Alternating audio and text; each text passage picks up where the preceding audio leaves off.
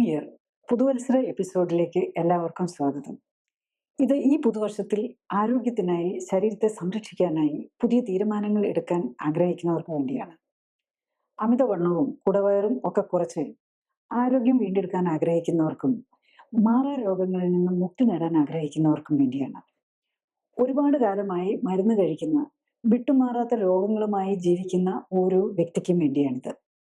പ്രമേഹമാകാം, പ്രഷറും കൊളസ്ട്രോളും ഹൃദ്രോഗവുമാകാം, അലർജിയോ ആസ്മയോ SLE പോലുള്ള ഓട്ടോഇമ്യൂൺ രോഗങ്ങളോ ആകാം, അമിതവണ്ണവും PCOS, തൈറോയ്ഡ് പ്രശ്നങ്ങൾ, സന്ധിവേദനകൾ, ഗ്യാസ്, അസിഡിറ്റി, ദഹന പ്രശ്നങ്ങൾ, അല്ലെങ്കിൽ ദിവസേനയുള്ള ജീവിതത്തിന്റെ ഭാഗമായി മാറിയ ക്ഷീണം, ദേഹവേദനകളും ത്വക്ക് രോഗങ്ങളും ഒക്കെ ആകാം.